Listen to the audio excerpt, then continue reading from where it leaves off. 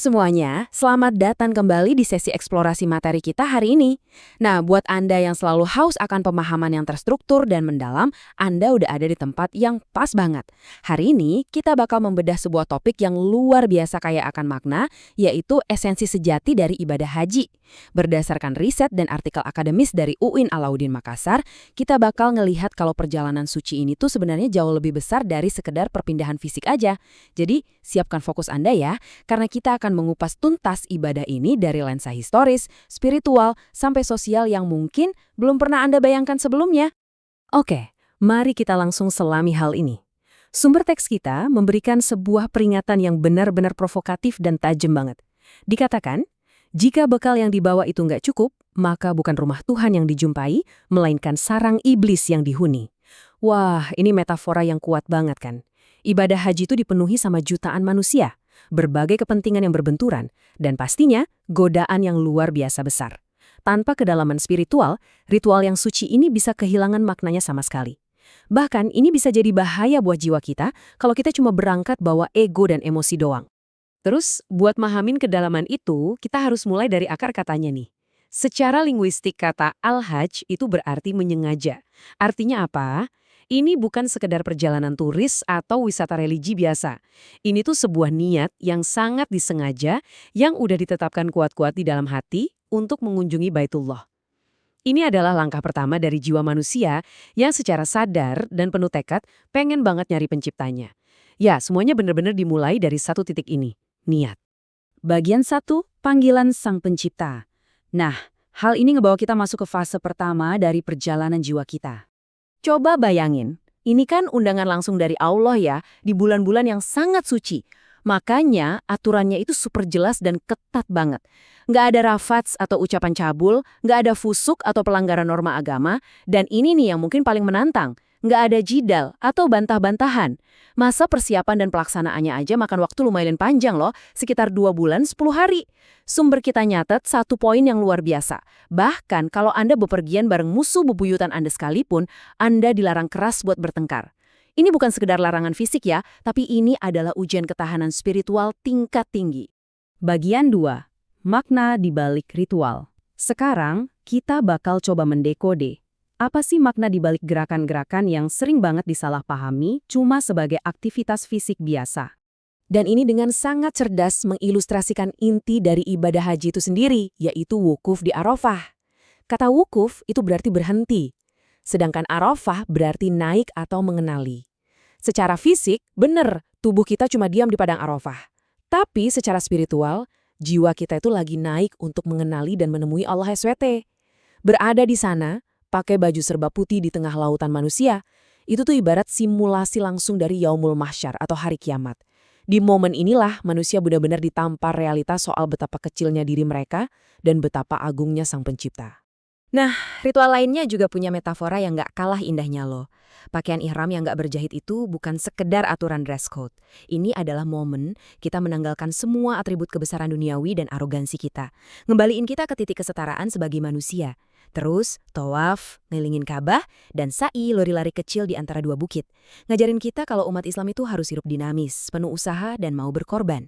Dan tahukah Anda, mencium Hajar Aswad atau batu hitam itu secara simbolis dimaknai sebagai momen para tamu menyalami tangan Tuhan. Ini tuh sebuah ikatan janji setia kita kepada Sang Halik. Dalam banget kan? Bagian 3, bekal terbaik adalah takwa. Tapi ingat, semua ritual seindah itu butuh perisai internal yang benar-benar solid. Buat mahamin esensi dari takwa ini, mari kita pinjam satu analogi brilian dari Dr. Ahmad Amin yang ada di sumber kita. Saya mau tanya, Anda bisa nggak bedain antara kain sutra asli sama sutra tiruan? Atau antara api yang beneran nyala panas banget dibandingin sama sekedar orang ngomong kata api?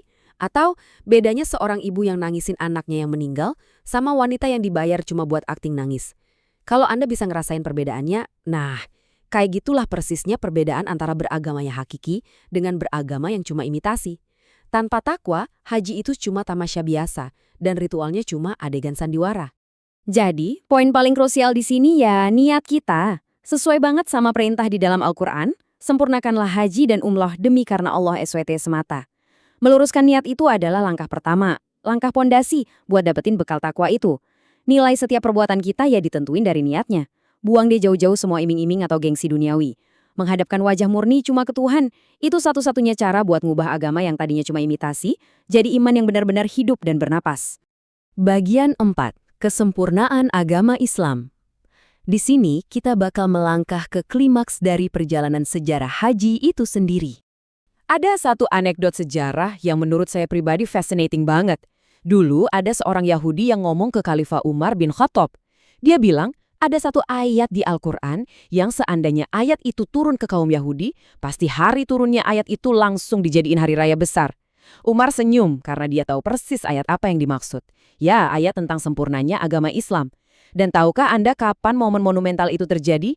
Yaitu pada tahun ke-10 Hijriah, di hari Jumat sore, persis saat Nabi Muhammad SAW lagi wukuf di Arafah di atas untanya Al-Ghadaba.